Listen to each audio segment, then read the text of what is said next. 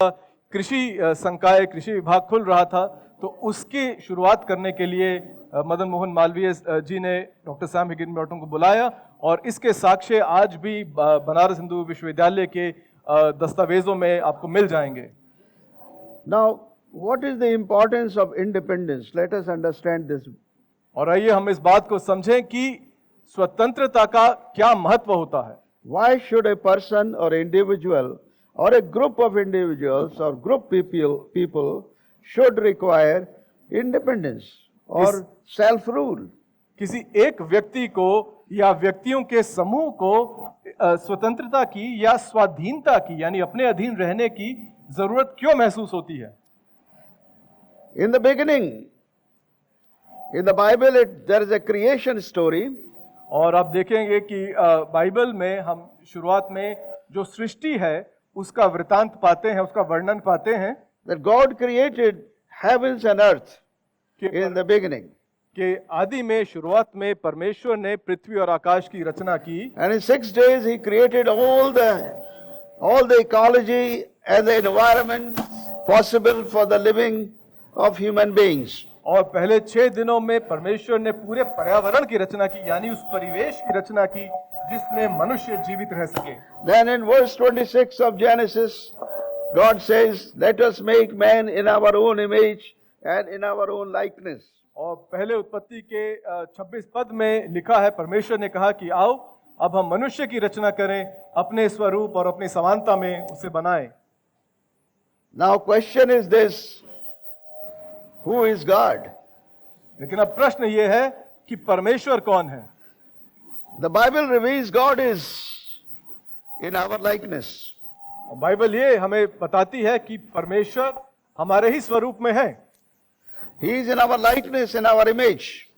वो हमारे स्वरूप और हमारी समानता में है। We are his mirror image. और हम उनकी जैसे आईने में स्वरूप होता है। And God is sovereign. और परमेश्वर है, संप्रभु है। And therefore every nation requires the और क्योंकि sovereignty. हर राष्ट्र को, हर देश को संप्रभुता चाहिए होती है। No other nation can disturb the sovereignty of another nation. क्योंकि कोई भी देश दूसरे देश की संप्रभुता को खराब नहीं कर सकता, उसमें दखलंदाजी नहीं कर And सकता। that's how the United Nations come into picture.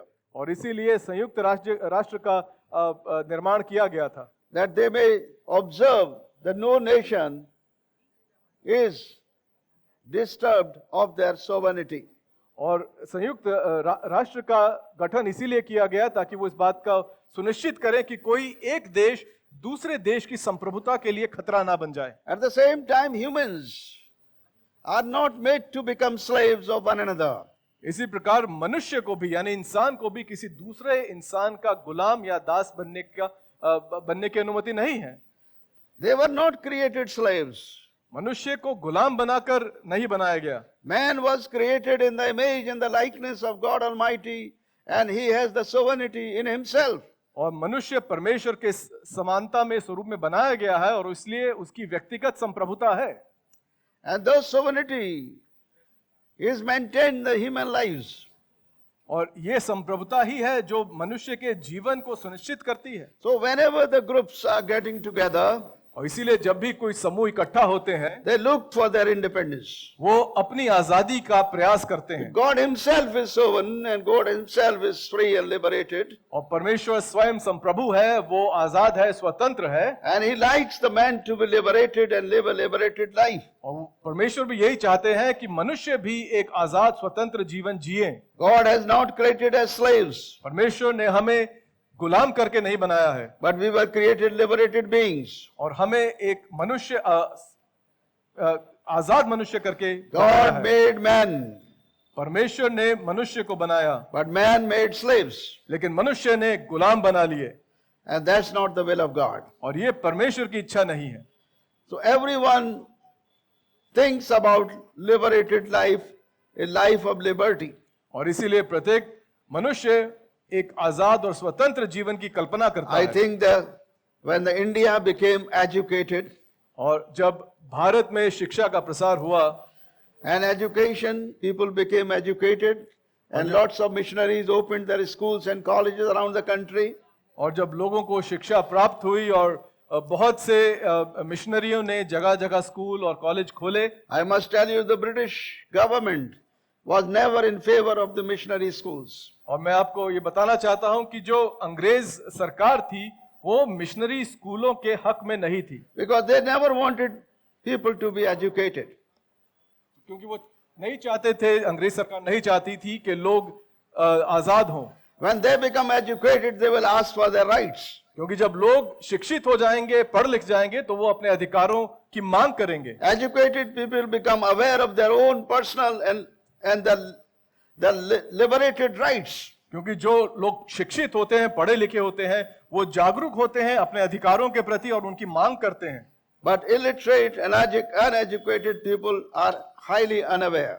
क्योंकि जो लोग पढ़े लिखे नहीं होते हैं, दुर्भाग्य से निरक्षर होते हैं, वो अपने अधिकारों के प्रति सजग नहीं होते। Look at the independence freedom fighters.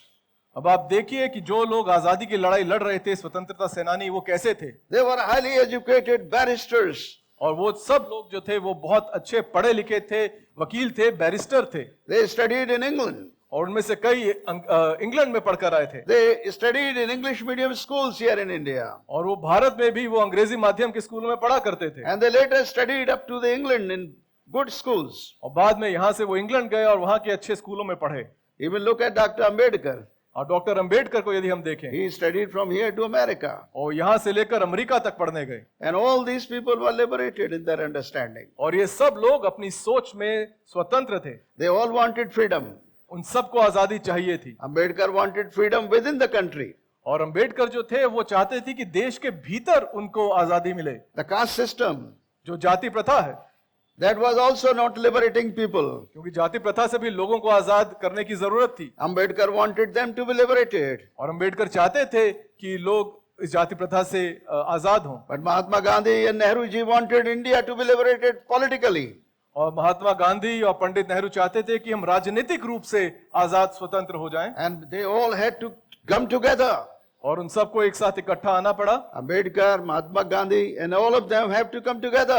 और इस उद्देश्य के लिए सभी लोग, चाहे अंबेडकर हो, चाहे महात्मा गांधी, चाहे नेहरू, सब लोग इकट्ठा And they हुए all worked together और सब एक साथ आए and brought freedom to India. और उन्होंने भारत में आजादी को लेकर आए।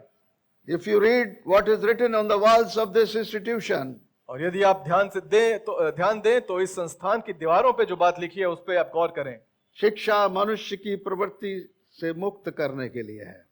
Education is to free a man's impulses and instincts and his nature. Bring about change in attitude. कि हमारे रवैये में, हमारे एटीट्यूड में बदलाव आना चाहिए। Brings attitudinal change in the human life. और मनुष्य के सोचने समझने, उसके एटीट्यूड में फर्क आना चाहिए। So liberation is not that suddenly has come out within our instincts. और It has come out of the educational perceptions. और जो आजादी है वो हमारी प्रवृत्ति में अपने आप से नहीं आ गई है, लेकिन उसको शिक्षा के द्वारा उसको बढ़ाना पड़ेगा। Therefore, true education has to be imparted to every individual of the country. इसीलिए जरूरी है कि जो अच्छी और सच्ची शिक्षा है वो भारत के प्रत्येक व्यक्ति को, नागरिक को मिलनी चाहिए। And education has to be given priority in the country. और भारत में शिक्षा को सबसे अधिक प्राथमिकता मिलनी And चाहिए। above all, agricultural education. और उससे भी बढ़कर जो कृषि की शिक्षा है उसको प्राथमिकता मिलनी चाहिए, That is also very important. क्योंकि ये भी बहुत जरूरी है। Without agriculture, no culture can exist. और कृषि यानी एग्रीकल्चर के बिना कोई दूसरा कल्चर, कोई दूसरी संस्कृति, कृषि संस्कृति के बिना नहीं पनप सकती। No human being, no animals can live without food. क्योंकि कोई भी मनुष्य, कोई भी जानवर भोजन के बिना जीवित नहीं रह सकता। And therefore, agriculture is most important for every culture. इसीलिए जो एग्रीकल्चर यानी किसानी है वो प्रत्येक संस्कृति के लिए जरूरी है। It must be given priority in our national policies. इसीलिए हमारे राष्ट्र की नीतियों में कृषि को बहुत प्राथमिकता देने की जरूरत है। I said, what is independence in the beginning? और मैंने शुरुआत में कहा कि आजादी या स्वतंत्रता क्या है। It is our inherent character. जो आजादी है वो हमारा एक अंदरूनी चरित्र है। It is inherent character sown by God himself. और ये हमारा अंदरूनी चरित्र इसलिए है क्योंकि स्वयं परमेश्वर ने इसको रोपा है, इसको हमारे अंदर बोया है। But man became slave once again.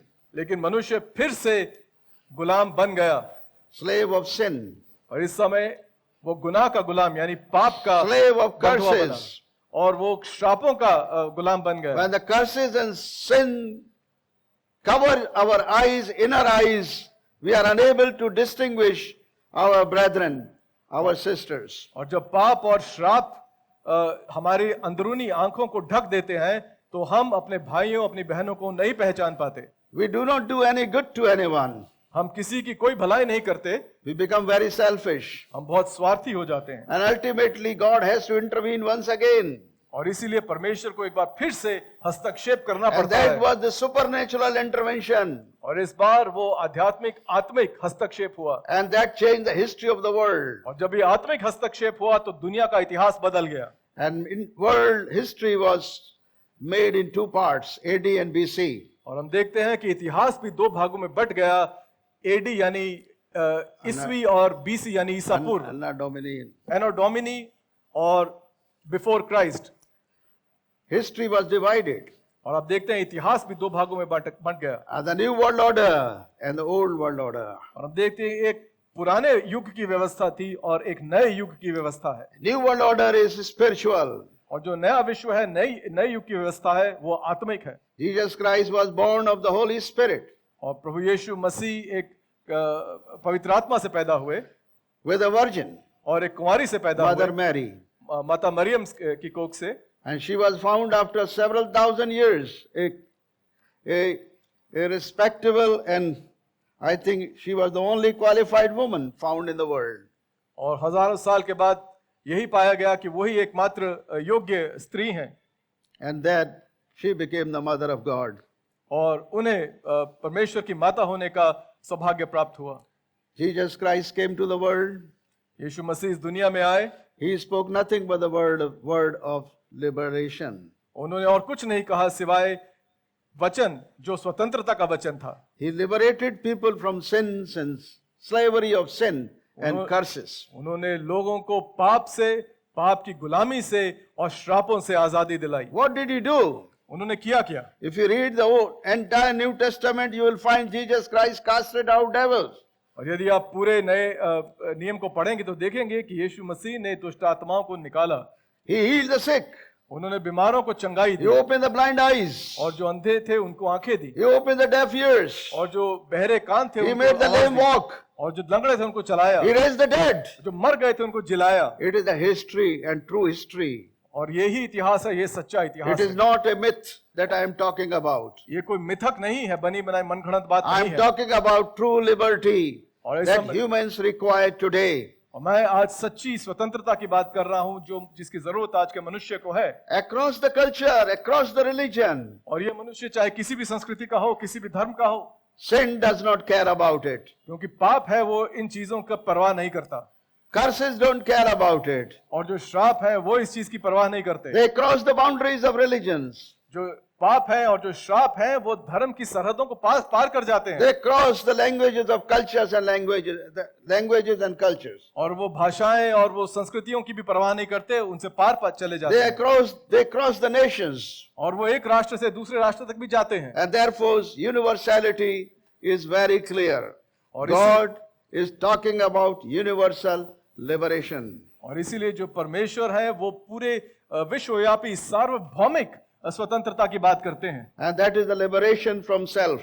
और ये जो स्वतंत्रता है ये अपने स्वार्थ से स्वतंत्रता है, अपने आप से स्वतंत्रता है। And for that, he had to sacrifice his own life. और ये संभव हो सके इसके लिए परमेश्वर ने स्वयं अपने पुत्र का बलिदान दिया He went to the cross.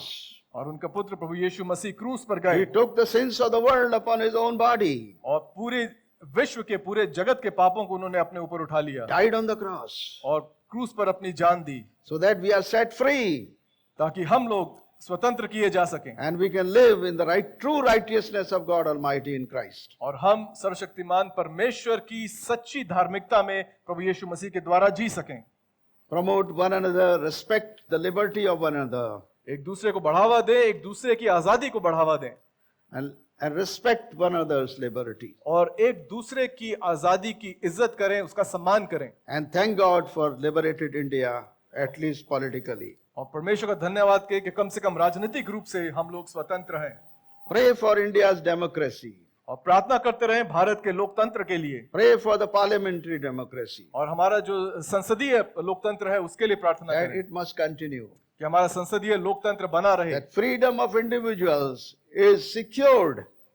और व्यक्तियों की स्वतंत्रता है उसको भी प्राप्त किया जा सके। The religious freedom, जो धार्मिक स्वतंत्रता है, individual freedom, व्यक्तिगत स्वतंत्रता है, the freedom of word, speech, और अभिव्यक्ति की जो स्वतंत्रता है, that can be assured only through the parliamentary democracy. और अभिव्यक्ति की स्वतंत्रता और तमाम स्वतंत्रता जो है ये संसद के लोकतंत्र के द्वारा ही And सुनिश्चित की जा parliamentary सकती है। democracy is not only the central government but also our assemblies. और जो संसदीय लोकतंत्र है ये केवल दिल्ली का संसद नहीं है बल्कि हमारी जो विधानसभाएं हैं राज्यों की वो भी हैं, State assemblies, जो राज्य की विधानसभाएं हैं, even to the panchayats. और पंचायत के स्तर तक ये हमारी एक It comes लोकतंत्र down है। to that level. और लोकतंत्र हमारा पंचायत के स्तर तक आता है। May God bless India. परमेश्वर भारत पर आशीष दे, May God bless the people of India. Bharat के लोगों को परमेश्वर May Ashish God they, bless our parliament, परमेश्वर हमारी संसद को our Ashish they, president and prime minister, हमारे राष्ट्रपति, हमारी राष्ट्रपति, हमारे our प्रधानमंत्री chief को, ministers of the country and governors, और हमारे जो राज्य के मुख्यमंत्री हैं उनके राज्यपाल हैं, every individual who is working for the national security, और हर व्यक्ति जो राष्ट्र सुरक्षा के लिए काम कर रहा है, our defense forces हमारे जो सशस्त्र सेनाएं हैं who are securing our borders, जो हमारी सरहदों को बचाए हुए हैं, that our democracy is secure, कि हमारा लोकतंत्र बचा रहे, our freedom is secure. हमारा स्वतंत्रता बचा रहे। God bless परमेश्वर every Ashish- one of them. परमेश्वर उन सबको आशीष दे, God bless the whole country and all of you here. और परमेश्वर पूरे देश को आशीष दे और सब लोगों को। God bless Sam Higginbottom University of Agriculture, Technology and Sciences और Parmeshwar Sam Higginbottom university of agriculture, technology and sciences and all our neighborhood. और हमारे जो पड़ोसी हैं जो हमारे साथ रहते हैं लोग उनको भी, May God bless them, prosper them. और परमेश्वर उन पर भी आशीष दे, उनको समृद्ध करे। Let us all stand and pray for the nation. आइए हम सब लोग खड़े होकर अपने राष्ट्र के लिए, देश के लिए प्रार्थना करें। Dear Heavenly Father, सर्वशक्तिमान स्वर्गीय पिता, we seek your grace today. आज के दिन प्रभु हम आपका अनुग्रह चाहते हैं। Save our liberty. हमारी स्वतंत्रता को प्रभु बचाए रखें, Protect our liberty. हमारी स्वाधीनता को बचाए रखें, Protect our parliamentary democracy. हमारा संसदीय लोकतंत्र प्रभु आप बचाए रखें, Protect our borders in the country. हमारे देश की सीमाएं प्रभु जी बचाए रखें, Bless our national defense forces. और हमारी जो राष्ट्रीय सशस्त्र बल है प्रभु आप उनको भी आपसे सुदृढ़ करें। Bless our president, prime minister, chief ministers, governors of this nation. और हमारी राष्ट्रपति, हमारे प्रधानमंत्री, हमारे मुख्यमंत्री, राज्यपाल, उन सब पर प्रभु आपकी आशीष हो। Bless our state and district officials हमारे राज्य के और हमारे जिले के अधिकारियों को प्रभु आप आशीषित करें, who are always working day and night to protect the liberty of every individual, every citizen living in this country. वो जो दिन रात प्रभु काम करते हैं कि इस देश के, प्रदेश के नागरिकों की स्वतंत्रता जो है वो बचाई जा सके। We thank God for all those freedom fighters. प्रभु हम इन सब स्वतंत्रता सेनानियों के लिए प्रार्थना करते हैं। They have given their lives for the nation. उन्होंने प्रभु अपना जीवन इस देश के लिए दिया है, They have sacrificed all their youth for the nation. उन्होंने पूरी जवानी प्रभु इस देश के लिए कुर्बान कर We दी are है। grateful to every individual in freedom fighters. और हम प्रत्येक स्वतंत्र सेनानी के लिए प्रभु आपका आभार व्यक्त करते हैं। May the Lord bless their generations. प्रभु हम प्रार्थना करते हैं कि उनके आगे का वंश भी प्रभु आशीषित हो जाए। May God bless Dr. Higginbottom and his generation. प्रभु आप डॉक्टर सैम हिगन-बॉटम और उनके वंश को भी प्रभु आशीषित Bless करें। his work उनके कार्य पर आपकी आशीष हो। in all over India. पूरे भारत में जो काम किया He worked for agriculture development in the whole country. और पूरे देश में उन्होंने कृषि के विकास के लिए काम किया, God bless his work. उनके काम को प्रभु आप आशीष Bless करें। this institution and every student, प्रभु इस संस्थान पर आपकी आशीष हो, यहाँ के प्रत्येक छात्र पर आपकी every आशीष, staff member, प्रत्येक स्टाफ मेंबर पर प्रभु आपकी आशीष हो, teaching and non-teaching, चाहे वो टीचिंग का है या नॉन टीचिंग का हो प्रभु, everyone, सब पर आपकी आशीष in हो। whatever way they are doing work in this institution. वो किसी भी स्तर पर कोई भी काम कर रहे हो प्रभु, We ask your blessings upon them. हम उन पर आपकी आशीष प्रभु We मांगते हैं। pray once again हम एक बार फिर प्रार्थना for करते the हैं protection अब बचाव के लिए प्रभु, for our parliamentary democracy. अपने संसदीय लोकतंत्र के लिए प्रभु, freedom of individuals, और व्यक्ति की स्वतंत्रता के लिए, liberation to every soul of this country, और इस भारत देश की प्रत्येक आत्मा की प्रभु स्वाधीनता और स्वतंत्रता के लिए, and sanctification and salvation of every individual. और प्रभु जी प्रत्येक व्यक्ति के पवित्र बनाए जाने और उसके उद्धार के लिए प्रार्थना करते हैं। May the blood of Jesus sanctify each and every one of us.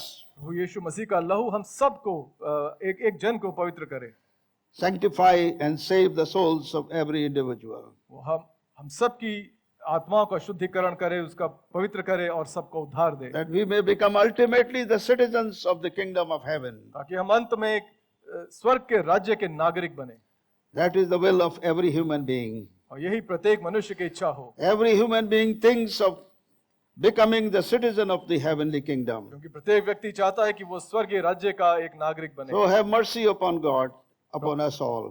प्रभु आप हम सब पर अपनी दया करें। In the name of Lord Jesus Christ, I pray. यीशु मसीह के नाम से प्रार्थना करते हैं। अब परम प्रधान परमेश्वर पिता पुत्र पवित्र आत्मा अपना हाथ बढ़ाकर तुम्हें छुए, तुम्हें आशीष दे, तुम्हारी रक्षा करे।